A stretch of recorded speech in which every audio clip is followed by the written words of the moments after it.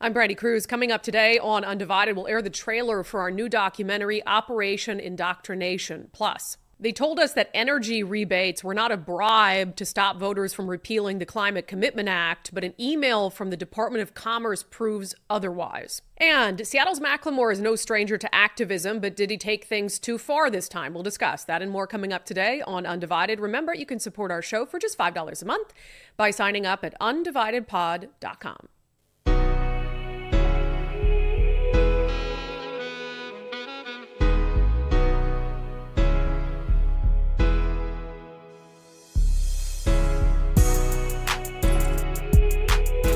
Hello and welcome to Undivided. Happy Monday to all of you. Thank you for being here. Thank you so much for your commitment to giving common sense a comeback. I'm Brandi Kruse. I would say it's a miracle we got a show on today, but it's not a miracle. It's Nicole. Once again, I woke up in Wenatchee this morning. I left a little later than I thought, and so I strolled on into the studio about 30 minutes before showtime, like, hope we got a show today. And Nicole had our back. We made it. But man, I'm going to save this to talk about on the show tomorrow because I actually want to play some clips and we just don't have time for it in the show today. What an awesome night in Wenatchee. Riley Gaines spoke and it was for the Chelan County Republican Party's Lincoln Day dinner. And Riley Gaines, of course, the former NCAA athlete, swimmer who became an outspoken advocate for women's sports after she had to compete against a biological boy, Leah Thomas. What a powerful speech, but I'll tell you, it wasn't even the most powerful moment of the night. I mean, Riley Gaines was awesome, so down to earth, just great. Her remarks were spot on. She was introduced by a 14-year-old girl named Annalie, and you would have heard Annalie's story on this show before, although we didn't use her name or anything at the time. She lost to a biological boy at the state junior Olympic track meet in Kashmir, Washington a few months ago. We actually had her dad on the show to talk about how unfair this was. I will tell you, it was such a powerful moment. I was teary-eyed, the whole audience, like not a dry eye. She got up, she spoke about her story, and you watch her and you just think, how can anyone, if they heard her story, be supportive of boys competing against girls? It's insane. So she introduced Riley Gaines, and it was such an awesome moment. So I'm going to focus on that on the show tomorrow, but just so cool. So I just wanted to ask permission of the people who put on the event for us to play video of it. So I think they're working on that right now. But we have a couple important things to do. First and foremost, not that I didn't tell him personally, happy anniversary to my fabulous husband, Mike. 1 year ago, we got married. Best thing I've ever done. Best decision I've ever made. You're kind of cropped out of that photo, Nicole. I'm sorry. You were next in line. You were there. But happy. I can't believe that was a year ago already. I know, it's crazy. Time flies. Happy anniversary to my loving, wonderful, sometimes pain in my ass husband. No, who's just and vice versa, I'm sure. No, I'm perfect. I have been the perfect epitome of a wonderful wife for the last 365 days. I'm sure he would tell you the same thing. I mean, my husband is so hardworking and fantastic and a great dog dad. And I just love him to bits. So I just wanted you all to know, happy anniversary, dear husband. But secondary to that, Undivided is going to be releasing its first ever documentary. And this has been really, I think, a work in progress for us for 2 years? Because we've been covering the issues with our educational system for some time, and a lot of that has focused on the Olympia School District. And so we had an opportunity earlier this summer to go to Olympia and actually sit down with students past and present with the Olympia School District to talk about some of the issues going on there. You know, Olympia has really become this microcosm of concerns about our public education system across the state and across the country, about this focus on, rather than academics, on political and social indoctrination. And there have been no shortage of stories about that out of the Olympia School District. And so we pulling on all that previous reporting, but also sitting down with these students and hearing about this through their lens of what they went through really prompted us to say, we've got to do something larger than that. So tomorrow at 7 p.m., we are debuting our first ever documentary. It's called Operation Indoctrination, and we want to play the trailer for it for you today.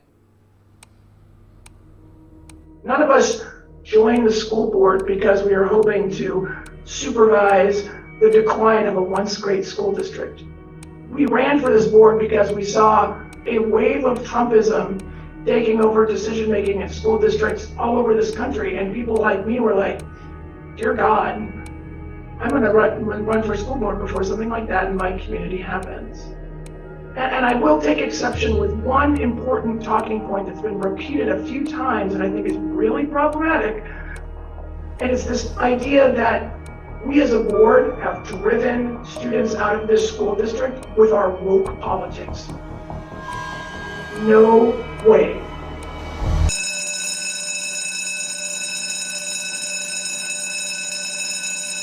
I still have nightmares about it. Nightmares about it. You really, 5 years later, you still think about it? Yeah, even more so now than before. You rarely had any academic assignments. Yeah, I would say we had about 4 major assignments all year long, and if you didn't turn them in, you'd still get an A. Everything else is just kind of like whatever she chose to talk about that day. How often would you say that LGBTQ issues were talked about in class? Every class. Your teacher called you a 7th grader transphobic. Yeah, and she said that I was like having toxic masculinity, stuff like that. I personally identify as a Christian, and because of that, I was automatically homophobic. She, spoke pretty openly about her private life, right? Who she was in a relationship with, her personal periods. Excuse me, sorry. Yeah. Her what? Her periods, yeah. How her flow was for the week. During sex ed or regularly? Any class that we had. Math, she would talk about stuff like that. She would trail off on health-related things versus what she was supposed to be teaching us. There was a rule in the class. It was our Vegas rule. What happens in the classroom stays in the classroom. Whose rule was that? Champions. So then it was like, oh, I feel like I'm breaking the rule if I tell my parents. After all these years, I mean, this is 5 years ago, you're done with the Olympia School District. Why are you willing to be here to talk to me about it today? So because of the things that happened with me, knowing that it could be happening to other students, and it is happening to other students currently, it keeps me up at night sometimes, thinking about it.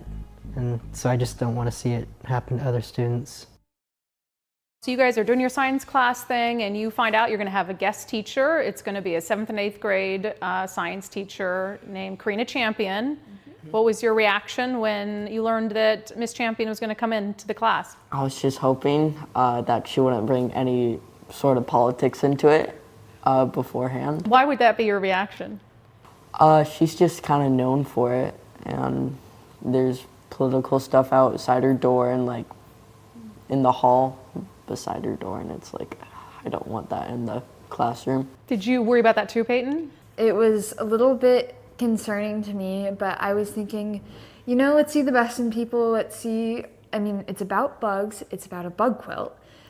How can she turn this possibly into whatever? Like, how can she turn this into something negative or positive? Mm-hmm. But I wasn't prepared or expecting what happened. In my head, I was like, okay, this is getting uncomfortable for me. I don't know what to do. And then immediately I thought, phone. Where's my phone? I need to record this. Because this disease was primarily affecting gay people and he was homophobic, he chose to stop any funding to go towards trying to solve this disease. And people were dying in huge, huge numbers because of his homophobia. Why is this in a science class? This seems very off topic. Does anybody know who Trayvon Martin is? The person who killed him did not go to jail, was not charged because of a racist law that's currently in Florida that allows people to kill someone else if they are scared. And how this law is generally applied is by white supremacists who say they were scared just by the presence of a black or brown person. It's just important for everyone to know that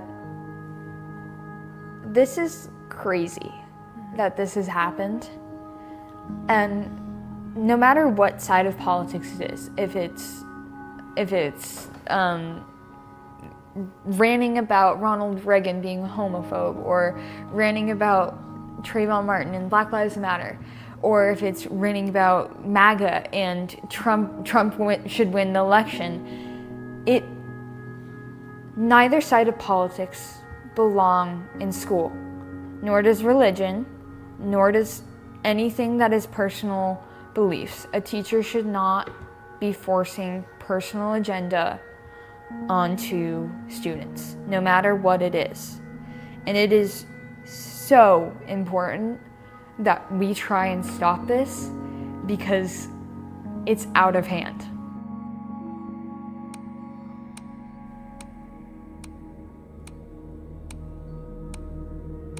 This school board, this school district, as long as I'm in this community, the pride proclamations are going to keep happening. The Black Lives Matter proclamations are going to keep happening.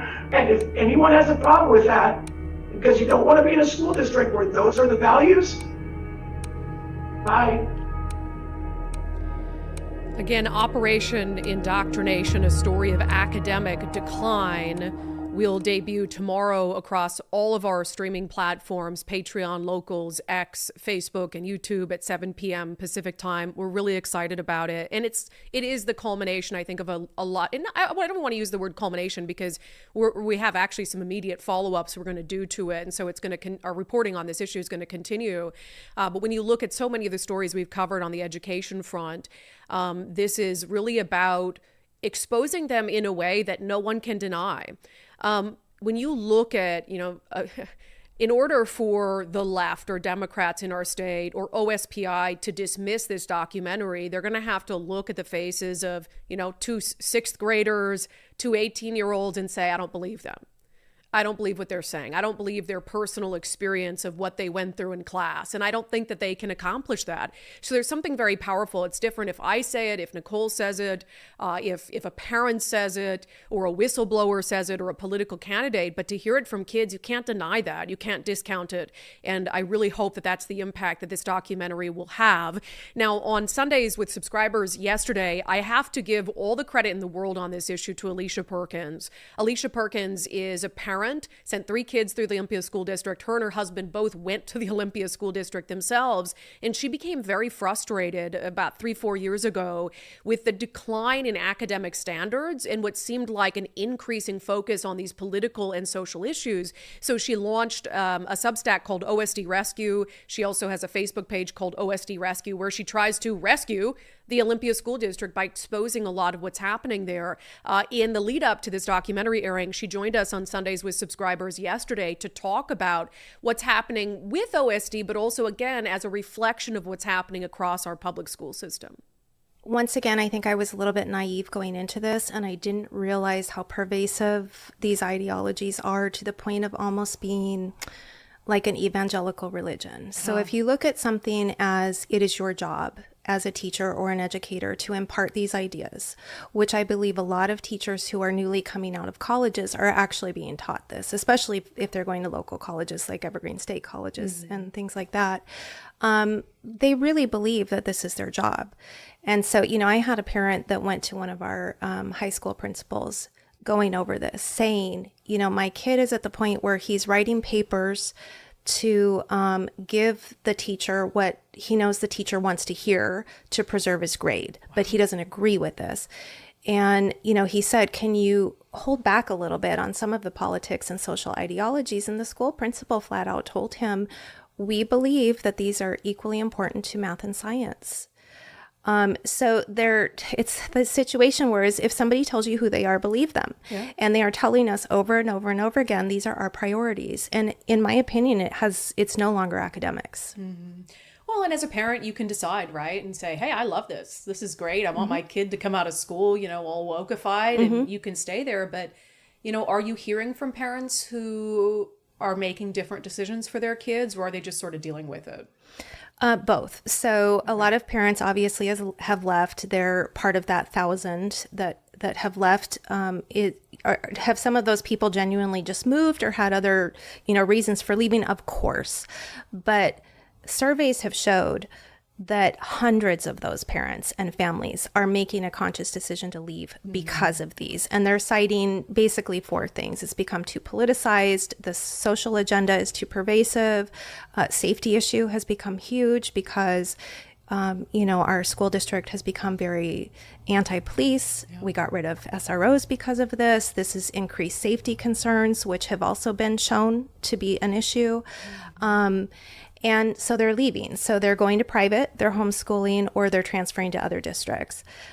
It's as though the district does not want to acknowledge that this is happening. Yeah, and I'm hoping this story we do, this documentary we do, will shed some more light on this district. I mean, I think it's been, one of the most focused on districts, certainly in the state in this regard, but, nationally, I would argue it's probably one of the worst in terms of these sorts of stories coming out. But I think that it's one thing to hear it from you, it's one thing to hear it from us, and people can dismiss us like, you've probably been called every name in the book, right wing, whatever. But when you have some 6th grade kids who just tell you from their heart and soul like what they went through, it's totally different. It's right. hard to downplay that. What do you think it will take, though, for the Olympia School District to feel enough pressure that they have to change? Well, I thought that this would be the pressure, the enrollment being so low that they've actually had school closures on the table, much like the Seattle School District. But I think that my personal opinion in kind of looking at this, taking a look back after doing this, is that I think that they have a potential for becoming like a niche school district where, parents who really want this will keep their kids there.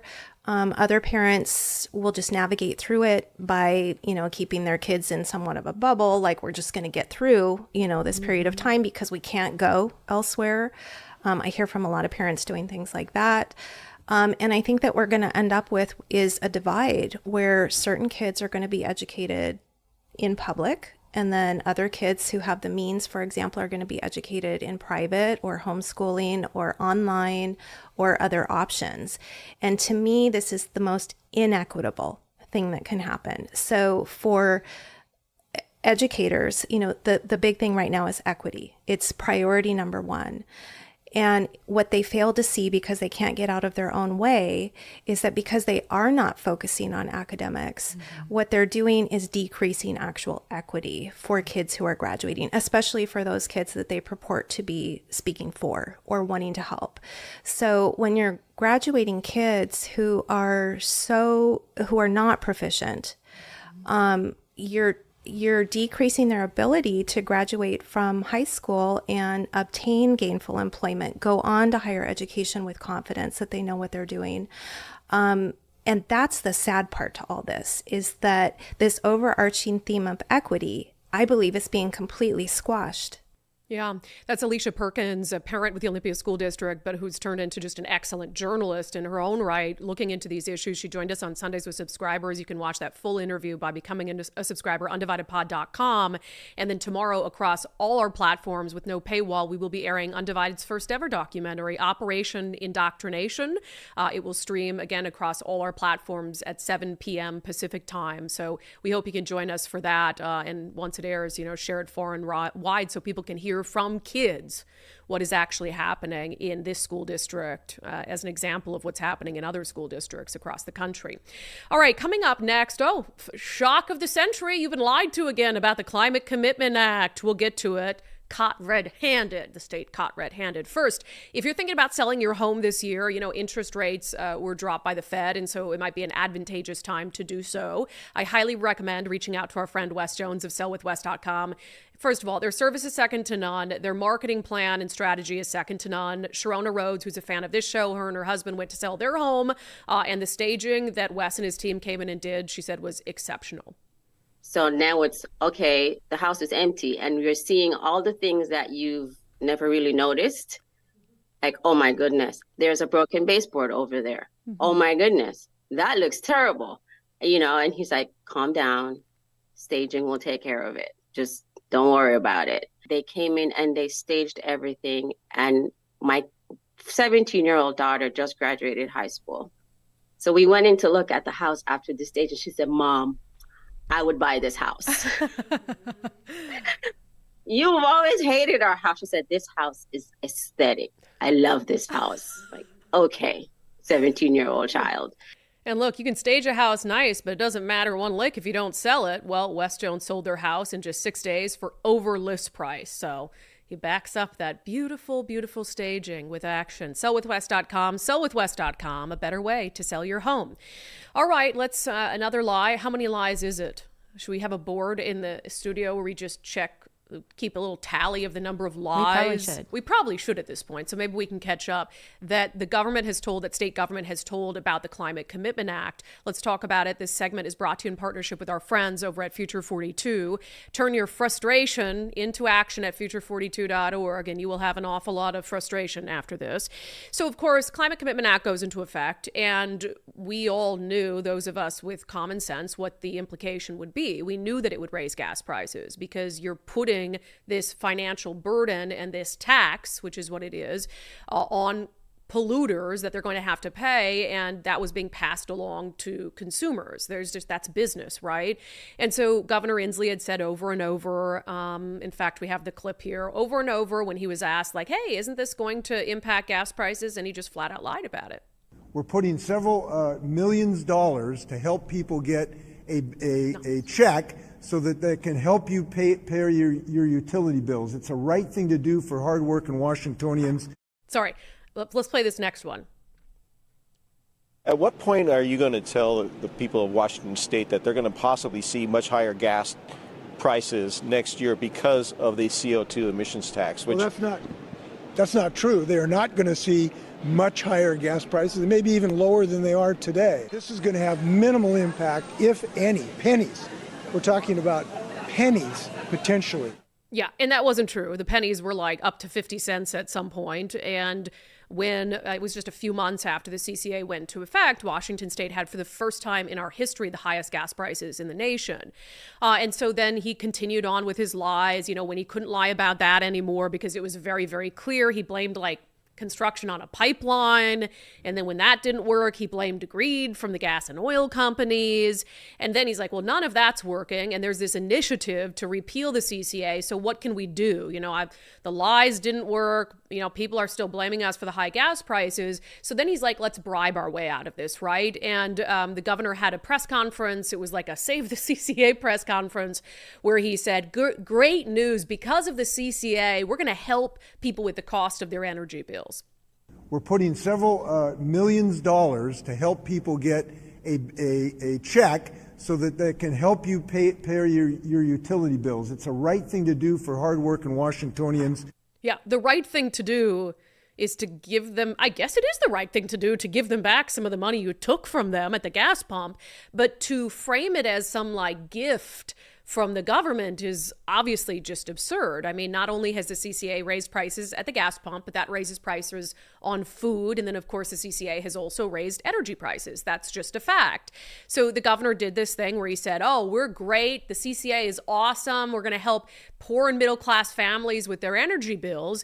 And they made good on that. So the legislature put this through. PSE, other energy companies were sending out emails like this one from Puget Sound Energy to their customers saying, hey, we're giving you a $200 credit courtesy of the Climate Commitment Act. Even put the Climate Commitment Act logo on there, saying that this program uses revenue to help you on your electric bill while the state uses the funds to promote a cleaner environment. Isn't this great? Here's $200. Everything's wonderful. We're not bribing you. We're definitely not lying to you. But of course, there was a question about, man, this seems an awful lot like bribery, because the legislature wanted those rebate checks sent out in September. So before the November election, they made that very clear when they appropriated these funds. These have to go out before the November election. And of course, that seems like odd timing, since there's an initiative on the ballot that people can vote yes on to repeal the Climate Commitment Act. And Chris Daniels with Como News at the time that these started to roll out, he asked Governor Inslee point blank, is this a bribe? Are you trying to bribe voters with this? No, they're trying to take away $200 from these families. Ugh. Who wants to take away $200 credit from a family to help them with their costs of these low-income folks? That's reprehensible. You know what else? It's weird. Yeah, it's reprehensible. So it's just this, the gaslighting overfloweth, gaslighting on gasoline, and on natural gas, just overfloweth. So couldn't believe it. And really what the legislature said when pressed further about the timing, and when I say legislature, I mean the Democrats and the majority party, about the timing of this, they said, well, we have to send it out before the November election. It doesn't have to do with like actual vote, but if the program goes away, then we can't make good on these credits, which simply isn't true, because the money they allocated is money they've already brought in as a result of the CCA. So it's not like if voters vote to repeal it, that all of a sudden that money they already have in their coffers disappears and you can't give it back to folks. So it's very strange. And so, you know, it's like, oh, it's not a bribe. It's just practically we have to do it before the November election. Well, now they've been caught red-handed. They've been caught red-handed by a journalist named Sue Lanny Madsen, who got her hands on an email that it was in response to an email had been sent out by the Department of Commerce, which was running this rebate program, obviously. And it was sent out to energy companies or utilities all across the state of Washington. And they had sent out an email and got some questions from energy companies about the timing of like when the rebates needed to actually hit the accounts of their consumers. So in this email, Cheryl Chan Hardy, who is the Deputy Assistant Director of the Energy Division for the Washington State Department of Commerce, says this. As Austin mentioned in his email, the funds must be spent by September 15th, meaning that funds must be deposited into eligible customer accounts on or before September 15th, before the state votes on the initiative. Think about that. Before the state votes on the initiative. That is red-handed. That's as clear as day what the motivation of those energy credits is and what the motivation of the timing of those energy credits being given to customers is. Before the state votes on the initiative. So we've obviously reached out to the Department of Commerce about this because they can't deny it anymore, right? This is obviously a bribe meant to influence the outcome of the November election. It's a dishonest bribe. It is like... Again, position on the CCA repeal aside, to me, it doesn't matter. Whether you support repeal or oppose repeal, it doesn't matter. Because at the very base level, we should all agree what's happening here. There is a level of government corruption here, government deceit, that's truly undeniable. Going all the way back to those clips of the governor lying about the reality that this would increase gas prices. And in fact, his own staff, the first time that he proposed doing these carbon auctions back in, I think it was 2014, his own staff briefed the legislature and said, we want to be honest, this is going to increase gas prices. Here are our projections. And those projections are what ultimately came true the second time they were able to pass the CCA and the carbon auctions.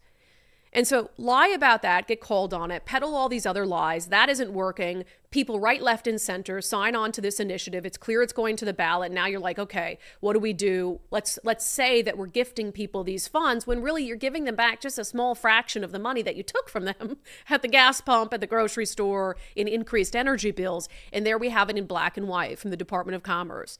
The funds must be deposited into eligible customers' accounts before the state votes on the initiative.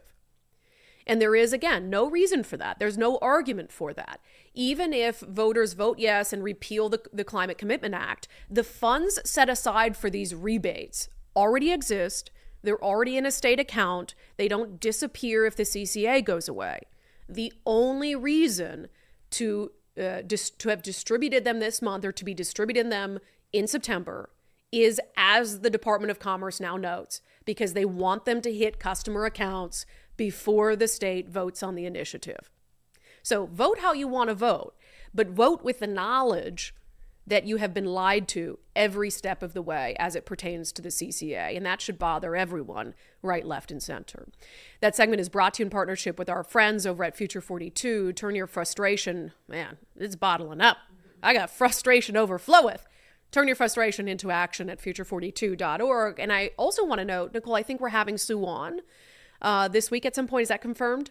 Not confirmed, but oh, sorry. That's Sue, the plan. You're gonna have to come on because I just teased it. Sue Lanny Madsen, who I got an opportunity actually to meet this weekend for the first time.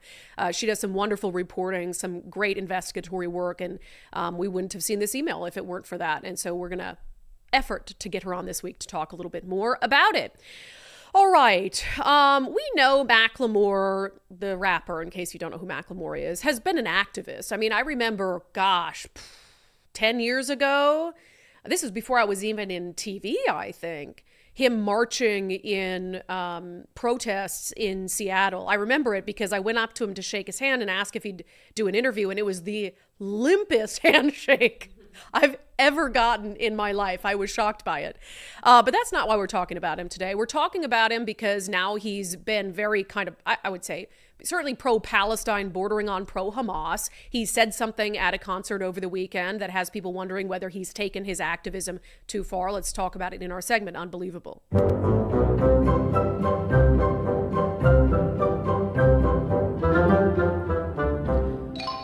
Boop. All right, let me say for the record, I value the First Amendment. First Amendment protects speech that I don't like, and I think that's fine because I have a lot of speech on this show that other people don't like, and I want the First Amendment to protect that speech so that Bob Ferguson or Jay Inslee can't say, no more podcasts for Brandi Kruse. So I have to support and fight for speech that I'm not a particular fan of. I think it's perfectly fine. If you live in this country and you hate this country and want to tell people about it, you have the right to do that. I don't obviously agree with you, but you have a right to use your platform to say that and to say what Macklemore said during a benefit concert over the weekend. Here is just a clip from that. Straight up, say it. I'm not going to stop you. I'm not going to stop you. F America. I don't know what's more disgusting, him saying F America or the crowd cheering at him saying F America. But again, that's not a particular surprise to me. You know, you've seen his levels of activism over the years. And, you know, it's just, I will say from a personal note, it's amazing to me that someone who truly epitomizes the American dream could say F America. It is the promise of America that helped give him everything he has. And, you know, I'm not saying he didn't have hard work and talent and determination, but can you imagine being from other countries and believing that, you know, without a major record label or without being born into wealth or privilege that you could achieve what Macklemore has achieved in his life? I don't think so. So he should be very grateful for the opportunities that this country provides people who come from nothing. But my opinion on it aside, there's some other elements here. So Ari Hoffman, of course, our favorite Jewish person. Well, I can't say that because Jason rants. Well, absolutely. Wow, you'd get in big trouble. Oh my gosh. Ari Hoffman, one of our our favorite Jewish friends, has been all over anything sort of pro-Hamas, pro-Palestine. So he had previewed, he kind of had this live X tweeting. What do they call X posts now? Can I still call them tweets? He had this sort of live unraveling of what was happening at this benefit concert. So here's a poster for the concert itself. Palestine will live forever. Seward Park Amphitheater is where it happened. Ari tweeted this out. This Saturday, Hamasniks are having a music festival to raise money for a terror organization in the heart of Seattle's Jewish community on the Sabbath. They are raising money for a terror organization that butchered innocent people during a music festival on October 7th. So he goes on to say, anti-Semitic rapper, this is sort of the live tweet, anti-Semitic rapper Macklemore is now on stage at the Anti-Israel Festival in Seattle, leading the crowd in chanting Free Palestine in the heart of the Jewish community. And again, I as he pointed out, you know, there is a big Jewish population where this happened in Seward Park. It was also on the Sabbath, so there's some other elements here. So Ari continues his tweeting. Anti-Semite Macklemore rapped about the resistance, a.k.a. Hamas, accused mother effers, aka Jews, of murdering little kids, and says he will, quote, never be fringe about dealing with Zionists, then talks about freeing Palestine from the, quote, almighty $sign. Can you wrap up any more anti-Semitism, Macklemore, in one appearance? According to Ari, he also said he started doing research after October 7th, and that's why he decided to support the people that carried out the October 7th massacre and blamed Israel for a genocide since 1948, meaning he doesn't think there should be a Jewish state. Whoever was running the live stream for Macklemore's anti-Semitic concert in Seattle tonight is so dumb they kept displaying the Jordanian flag instead of the Palestinian flag. Makes sense if you don't know which river and which sea, and that Jordan is a Palestinian state. And then Ari says, wow, anti-Semitic rapper Macklemore just said on stage, F America. So again, like, you do you have free speech rights to do that, just as Ari has free speech rights to point out how absolutely disgusting and anti-Semitic what he was saying on stage is. But this leads us, I think, to some other questions about, first of all, I believe that there is a lot of things said by celebrities on the left that people on the right would never get away with. and have never gotten away with without being absolutely outright vilified, canceled, all of these things. And I'm not saying Macklemore should be canceled, but I do think that there are some troublesome partnerships that he has that a lot of people in this state are going to start to have questions about. So, for instance, he's a minority owner, minority investor in the Kraken and the Sounders. I don't want to see one fake production of a military night. I don't want to see, I've been at a Kraken game where they're like, oh, this brave member of the military who serves our country, and everybody applauds. You have a minority investor who says, F America, and everything those men and women in uniform have fought and died for. You know, and at these sporting events, they have these partnerships where they'll have what do you call it? The military appreciation sort of thing. Yeah. I don't want to see that at all. I don't want to see it now from the Kraken and the Sounders unless they absolutely distance themselves from Macklemore. Because it doesn't ring true. You have a minority investor who hates America, who literally said, F America, who has supported all these anti-American things. And so I don't want to see you in a very fake way to get, positive publicity for your sporting teams now trot out some member of the American military and suggest that you in any way, shape, or form support them, unless you're going to come out and unequivocally distance yourself from Macklemore. There was also, Ari pointed out, what was the song in the 7th inning stretch of the Mariners game that they used to have? It used to be Louie Louie, right? That was the 7th inning stretch song, yeah. Mm-hmm. So you'll remember there was this uproar because they replaced Louie Louie with Macklemore's Can't Hold Us. Mm-hmm. And so now that's sort of the mainstay for the stay at the Mariners games for the 7th inning stretch is Macklemore's Can't Hold Us. I mean, is there anything more American than baseball? And is there any more American sort of tradition during baseball than the 7th inning stretch and everyone coming together and singing and stretching and whatever? Are the Mariners going to keep that? Because to me, that is... You're using this song from someone who's blatantly anti-America and anti-Semitic during every single one of your home games. Is that appropriate? I don't think so. Changing the song back to Louie Louie doesn't cancel Macklemore. He's going to be just fine if you don't play Can't Hold Us at the 7th inning stretch. But it alienates by doing that and by lifting up the music from someone who says F America. It alienates, I think, a big part of your fan base. But just like you wouldn't have a conservative who could get away with this kind of rhetoric, certainly not in the entertainment industry, not at all. They would absolutely be canceled. I will say, though, if there's any silver lining to Macklemore's unhinged anti-Semitism, it's that he's also directing it toward Democrats and toward Kamala Harris. This from the New York Post. Macklemore seems to threaten on the stage that Harris will lose support in the battleground state of Michigan, which has a large Arab and Muslim community in Dearborn, for supporting Israel. He said on stage, or this is in a song, "Hey Kamala, I don't know if you're listening, but stop sending money and weapons or you ain't winning Michigan. We uncommitted in hell. No, we ain't switching positions because the whole world turned Palestinian." That's a rap lyric? I should have tried harder. Hey Kamala, I don't know if you listening, but stop sending the money and weapons or you ain't winning Michigan. We uncommitted and hell no, we ain't switching positions because the whole world turning Palestinian. No, the whole world isn't turning Palestinian. But look, if he wants to rile up the far left to not vote for Kamala Harris, okay, you do that. You do your whole F America thing. But I'm going to use my platform to say that I think that sporting teams, look how just unathletic I sound, that sports teams in our state that claim to value the men and women who've served our country, that fly the flag at the games, I say they choose. They choose Macklemore and they choose their connections to Macklemore, or they choose the United States and their fan base and the men and women who serve our country with honor and distinction and sacrifice. So that's all I have to say about that. Burn flags, whatever you want to do, F America, act like an absolute imbecile, be anti-Semitic, you do you. But the people with connections to him really need to make a decision about whether those connections should continue. There was also a few businesses, right? What were they? Hold on. TaylorMade and Adidas. Really? TaylorMade? Isn't that a golfing company? Yes.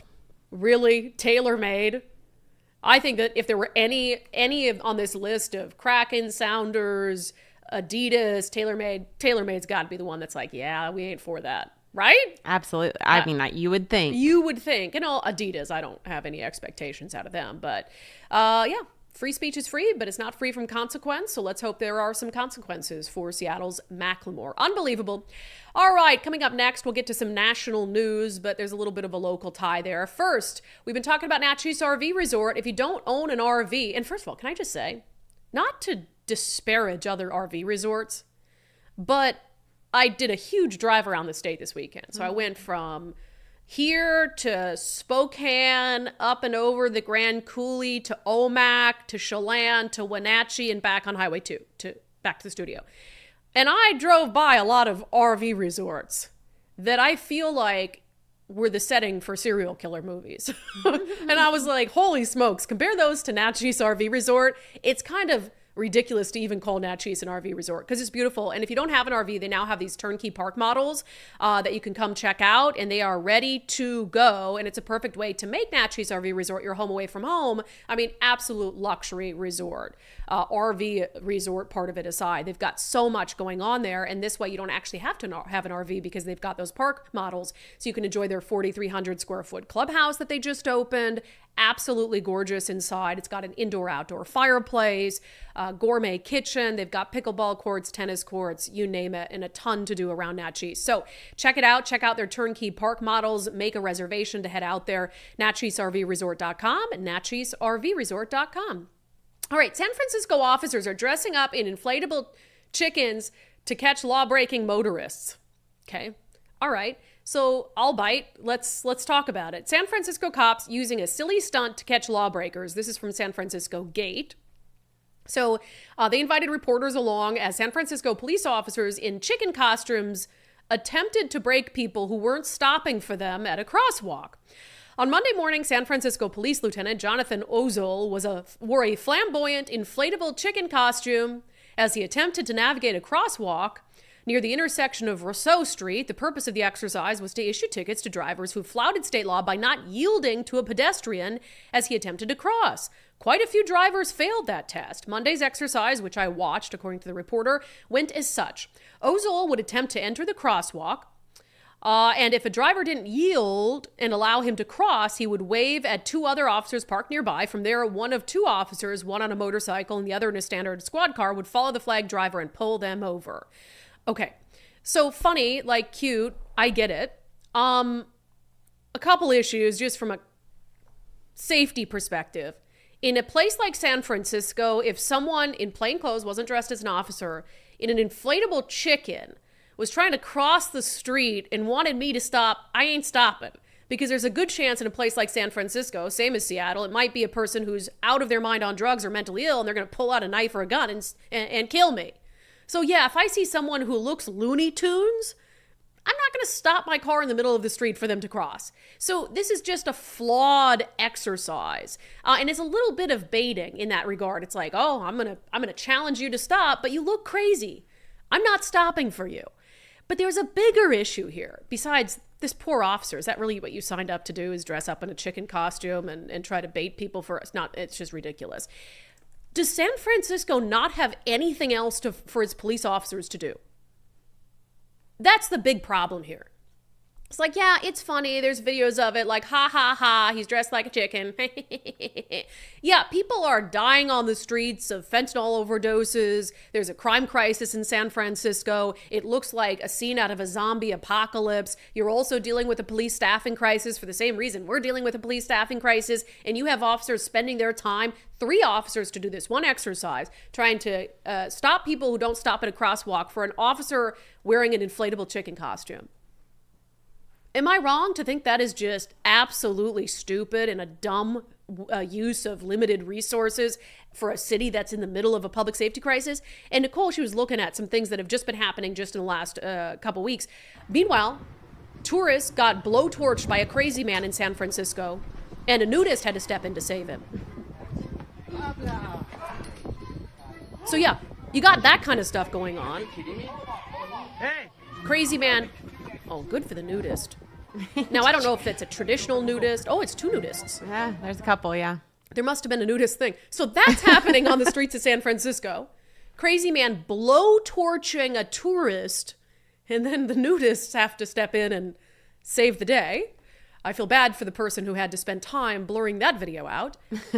And then you've got across town an officer dressed in an inflatable chicken costume stopping people for not stopping at a crosswalk. Whose brilliant ideas? This is one of those instances where I don't think that that's an instance where the politicians, hey, go do this, focus on this. That's all from the police department there. Right. But I think that expecting for people to stop for a crazy chicken man on the side of the road. You wonder why they wouldn't. Tourists are getting blowtorched. Right. And people are jumping in front of cars. And I mean, you have people getting carjacked places. You have people, and there's this crazy man in a chicken suit, and you're like, let me just keep going. Then, oh, nope, ticket. Right. Like, I'm not stopping for this guy. I just saw this story online, this video of this person randomly being blowtorched. Right. So yeah, this guy could have a blowtorch behind his back. There's nothing on him.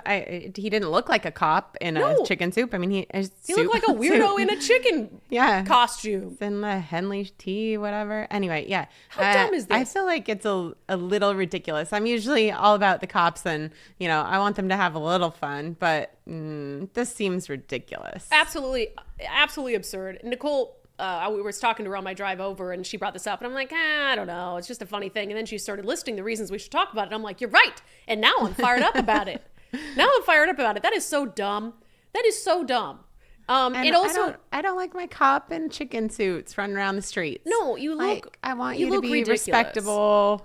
I don't know. This seems really silly. Really silly. I'm sure that the thought process here, if I could give them benefit of the doubt, I guess, is we need to make it very obvious you're crossing the street. So there's no excuse for someone to say, oh, I didn't see you. No, I have an inflatable chicken costume on. So clearly you saw me, right? Yeah, I guess. But that's still, it's just a dumb exercise. It is. So you could just as easily sit down, park a patrol car near a busy intersection where there's a crosswalk and wait for it to happen naturally. Mm-hmm. So I see these tickets probably being thrown out because they could give that excuse. Why would I stop my car for someone in a chicken costume when down the road someone got randomly blowtorch.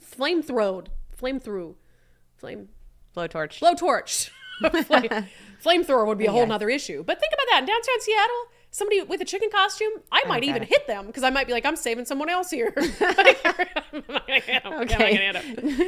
Well, now people think, don't be afraid to wear a chicken costume for Halloween. Brandy's not going to hit you. No, I'm not going to hit you. There was this other story we didn't fit in today just because I didn't know what to say about it. But everybody's all up in arms about Bob Ferguson. He put out this photo of him wearing earbuds in the car with his kids, which is a violation of traffic law for a good reason, right? Because imagine driving with headphones on or earbuds in. You can't hear emergency vehicles. You're not aware of your surroundings. You don't know what's going on at all, or if somebody's honking at you. So it's dangerous. And then people were saying, oh, he closed his replies, but I think that might be because I think he does that with posts involving his children. But I was saying we could talk about that, except I got that speeding ticket for like going 91 and a 70 when you were in the car with me. And so it's kind of hard for me to preach about Bob Ferguson violating traffic laws when I, too, have recently violated traffic laws. So, the moral consistency there. Shame on me. And Bob, shame on you. And people might say, well, he's the state's chief law enforcer. Yeah, well, I judge people all the time for breaking laws. So it's sort of one of these, I don't really have any standing on that particular issue. You didn't take a picture of yourself speeding. I was dumb on his part. Yeah, I did. No, I'm just kidding. Oh, good times. That San Francisco story is just crazy. And we wonder why cities like San Francisco are in a state of utter decline. Focus on other things, okay? All right. We're going to get to, what do we have coming up next? Oh, our daily subscriber show poll, some questions, comments, and we'll get to our closing sanity check, a major announcement from former President Donald Trump that, frankly, I'm not sure I was anticipating. First, I mentioned interest rates. The Fed dropped interest rates. And you might be wondering, should they have? Was this for political reasons? Our friend Zach Abraham with Bulwark Capital was on with us on Thursday, and he said there's no other reason for this other than they're trying to help Kamala Harris. If they truly are data dependent, then the debate should have been whether to not cut it all or to go 25 basis points. Where they came up with 50, there's just nothing in the data that suggests that's what they should be doing. As a matter of fact, you've got multiple inflation gauges that have been ticking upwards over the last 3 months. You've got growth and inflation still above the long-term trend lines. You've got unemployment sub 4.5. There's just nothing there. I think they're making a huge policy mistake. And I think that you are watching markets, in my opinion, and look, we'll be talking, God willingly, 6 months from now when we have a clearer picture. Yeah. But what I'd be willing to bet at this point is that everything's going way higher and inflation's going to reignite. Notice what he said 6 months from now. What's happening 6 months from now? Well, we already will have the election behind us. And so they're making this decision that could have short-term benefits, and then we can get Kamala into office, but the long-term benefits long-term implications might be severe. By the way, Zach Abraham and his team at Bulwark Capital, they're having another one of their risk management strategy webinars coming up this Thursday at 3:30 p.m. Totally free to sign up. Zach's going to talk about obviously what's happening nationally, globally that could impact your retirement portfolio, but then to give you some sort of advice, and you can ask questions as well about what happening out there right now could be adding extra risk to your retirement. And you only get one, so you don't want to have it open to needless risk. So you can sign up for that, knowyourriskradio.com, knowyourriskradio.com. All right, in our daily subscriber show poll, we're 44 days away. Can you believe that? 44 days away from the November election. And only 2-3 weeks away from ballots being mailed out, which is terrifying. And so certainly we're looking at having some more candidates in, but I also wanted to know from you guys, are there issues that we're not discussing as much as you would like us to that are kind of secondary issues? You have your main issues when it comes to really, I think, any election that we focus on quite a bit: crime, public safety, the economy, things like that. But I asked you, which of these other issues do you want to hear more about before Election Day 2024? Healthcare, housing costs, education, transportation. And I was kind of hoping, I hope they say education because we got that documentary coming up. But let's see. 51% on Patreon say they want to hear more about education. Pretty equal split between the other three issues: healthcare, housing costs, and transportation. Joan says housing, but if crime and public safety were a choice, I would have gone with that. And we just talk about that all the time. So there's certainly no shortage of that. Our friend Alex Hansen, can we say? So that's Mr. Hansen, who retired now from his teaching role. We had him on because he was that teacher that was trying to help get pledge education passed with his students. And he's so sweet. He sent us an email. And so, yay for your retirement. And he even says in this comment, well, I just retired as a public school teacher. Nothing will ever be more important to me than education. Reichdahl is a politician first and foremost, and he's failing. I really hate his excuses and his focus on things that will not move the needle. He ought to know better, as teaching is in his blood and family, but he is beholden to liberal thinking, which has polluted him and his priorities. We need change. E says she doesn't want to hear any more of anything because she is completely saturated. That can't be true, E. You don't give up on us. Daniel, I'm not a parent, though I hope to be one day. One of the biggest barriers is the cost of housing, and any chance of us being able to own a large enough home to start a family feels very out of reach. Our current place is already cramped, and adding a child in the mix will make things very challenging. That is a good point for people who are trying to start a family, is they have all these other cost burdens, right? And they're just trying to get by, and it's like, how can I have a kid in this environment? So I really liked Dave Reichert. It didn't get a lot of attention, but at the debate last week, he talked about some pro-family policies, and one of them is not taxing essential baby items, which I was like, they're taxed? Yeah, if you buy diapers, taxed. Oh, yeah. Essential items you need, like a crib or a stroller, taxed. That's Formula. ridiculous. That is so easy. We shouldn't be taxing those things. That should be a policy that Democrats can get behind as well, but they just can't give up money. No, we can't reduce taxes, not for anything. Chris says, housing for me, but I haven't heard anyone talking about repealing one statewide policy that stops housing from getting built, the Growth Management Act. More proof that the pro-crime Democrats really don't want affordable housing. They want subsidized housing. I don't even know what they want. You want me to be honest with you? I don't even know what they want anymore. Socialism, I guess. I don't even know anymore. One on locals. Weisscastle says, Brandi, we need to drive political ideologues out of public schools with all the intensity that drove religion out. I couldn't agree more. DOJ Mike, I voted for healthcare only because the middle-class families who take pride in their lawns wasn't available. Yes, I want to hear more about middle-class families that take pride in their lawns. All right, I wish we could take pride in our lawn. It has gone to hell this year. We have been so busy. Don't look at it. It got to the point where one time we had a Dave Reichert yard sign, and I told Mike, if you don't mow the lawn today, that's coming out, because we're doing Dave a disservice.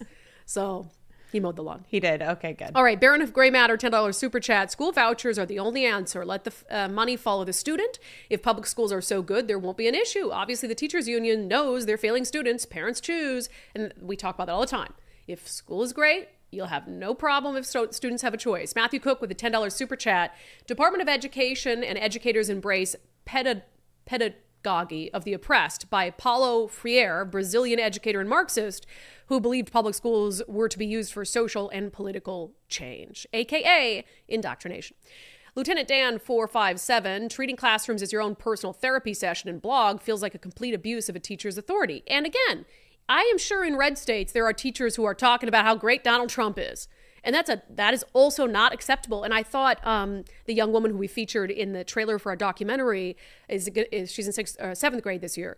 I thought she was spot on. She said that exact thing. It doesn't matter what your religion is, what your political affiliation is. It shouldn't be allowed in school. It's like, why does a 7th grader have to say that? Shouldn't we all just know that? Bill says, thank you. Keep them exposed. I can't wait till Tuesday to see the documentary. How do you think the schools will spin this? I would love to see them try. And frankly, I don't care. We sent this long list. What, 20, 25 questions, very specific to the claims made in the documentary to the Olympia School District to give them every opportunity in the world, ample time to respond. And they sent us the most throwaway. It was just the one, right? That's all we got from them so far. We'll get to it in the documentary, but just basically saying, well, here's a policy. Well, it's interesting because I got a new communications person. And at first, when I emailed that person, I got a bounce back saying, oh, I've retired and here, email this person now. Yeah. And so I emailed that person and he was very prompt in saying, oh, I'm going to work on this and I'll get back to you on Monday.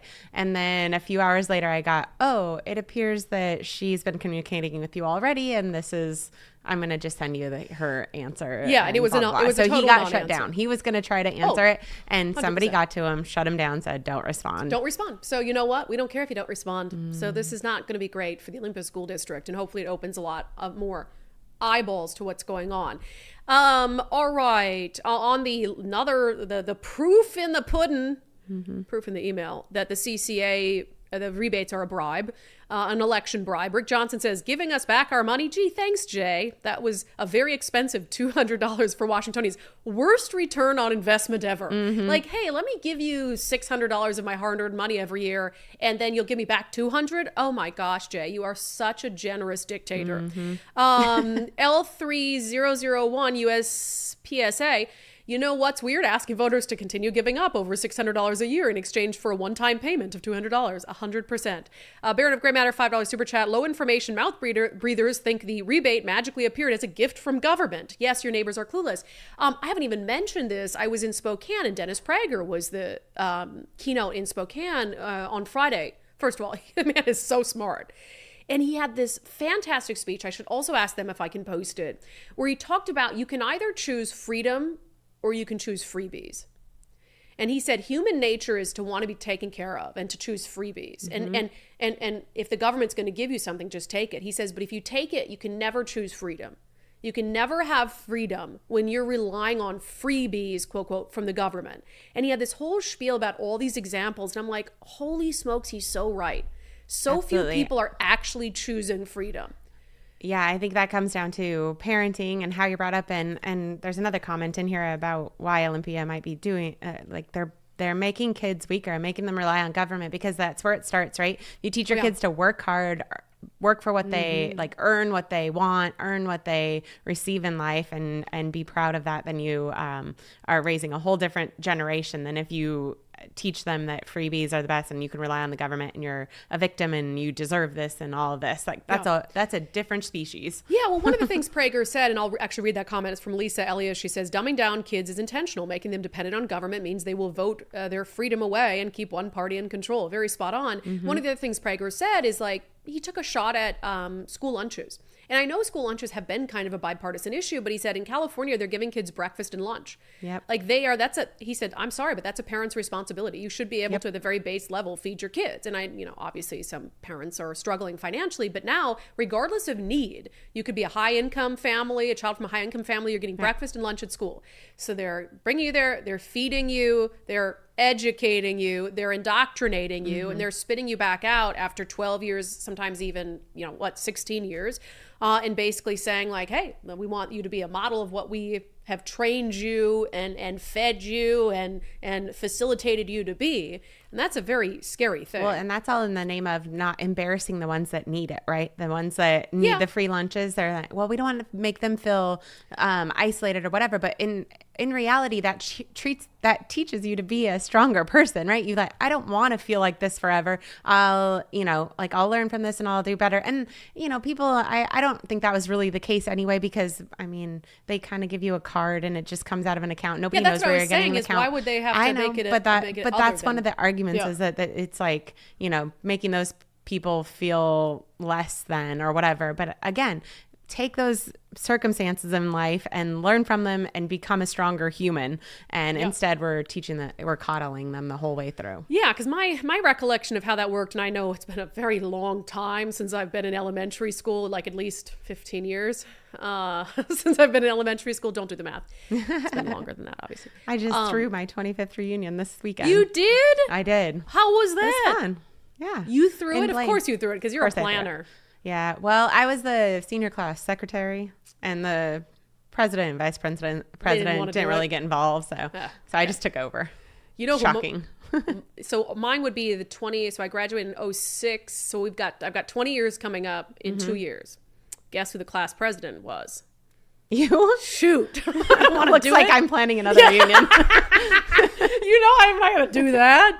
So I'll go, but I'm not a planner. I certainly am not an executor.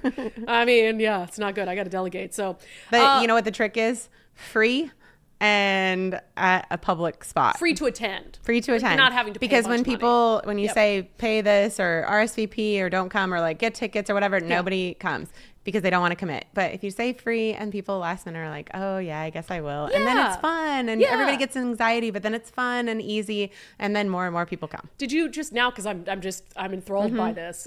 Did you have anxiety about like seeing people? Did you have any previous crushes that you? No. Come on, I do have previous crushes, but they didn't show, so that was okay. But no, I don't have anxiety about it. I threw the 10, 20, and now 25. Oh, okay. And it's very hard sometimes to get people to come. So everybody I beg to come. Yeah. And some of my closest friends have major anxiety about coming, and so just because they're like, I talked into it, and then they say thank you for making me come. What's the anxiety like? You aren't where you wanted to be, or you put on 150 I don't know pounds those people anymore. They're strangers. I don't know people, like whatever, but it really does all come back to you. And I had a class, we had a pretty small class, 90 people. And, and we all went through, most of us were K through 12 together. So everybody remembers everybody once you get there, and it's fine. And there's no cliques anymore. Everybody just kind of chats and it's fine. Yeah. Well, it's like, and we also, this is a tangent, but I'm so interested with the concept of a 25-year reunion. It's also, we see each other on social media. So it's like, you don't need to sit there and catch up per se. You should still try to catch up, but like how many kids they have, their kids' names, what they're doing, what they look like, all this stuff, because you see them. But I'm excited. So I'll have to get in touch with some friends about like the 20-year, and maybe I can convince the old, we talked about how I used to party in high school. So maybe I can get out of this. Here's why. TMI. So when I told you that minor I got for a little drinking my senior year, where I had to spend like 2 hours or 3 hours in a jail cell. It's really traumatizing. So because of that, I couldn't participate in my last few months of being class president. They took that away? They didn't take it away, but there were some things I couldn't do. But the guy who ran the student council loved me, the teacher, so he's still, whatever it is. But I could say technically when we graduated, I was on a hiatus from being class president. Okay. So I don't technically have to plan this. Did you have a temporary person filling in? Yeah, I think the vice president did, but I can't even remember who that was at this point. It might have been Michaela. Might have been my friend Michaela. You and Michaela could plan this easily. All right, we got this. You got it. Anyway, one more comment from Krista, then we'll close the show. Newsom is sitting somewhere laughing his butt off about making police officers dress like chickens. Seems like something Bob Ferguson would do.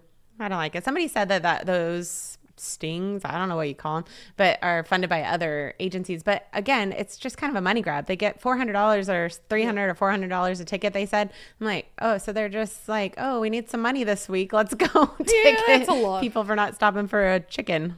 But I would challenge that. If that were me, I would absolutely be like, something about this seems unconstitutional. It seems very wrong. Absolutely not. I would bring to court to the judge the video of the tourist getting a flame. Why can't I think of the name of this? Blowtorch. Blowtorched And I'd be like, this is why I didn't stop for the chicken. Right. Okay, I didn't want to get blowtorched the people middle running of the around street. the city. Anyway, okay.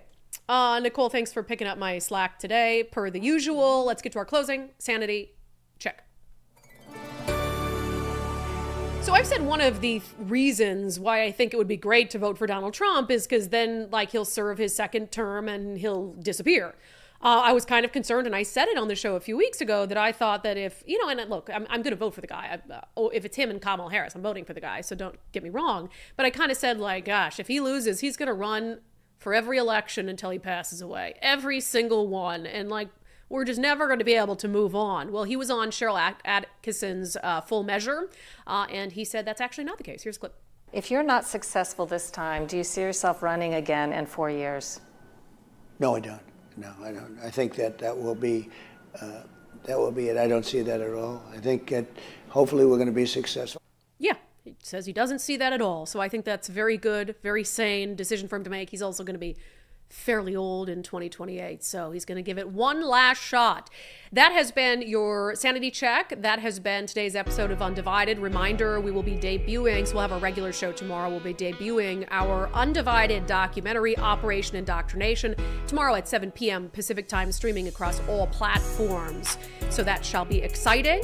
What else? I feel like I have so much. What else? Nicole, what am I forgetting? I feel like I usually have a lot to say at the end of the show. Oh, sign up. If you haven't signed up, that documentary was really expensive to make. So if you want to help us pay for it, become an Undivided subscriber, undividedpod.com. Just $5 a month, man. $5 a month.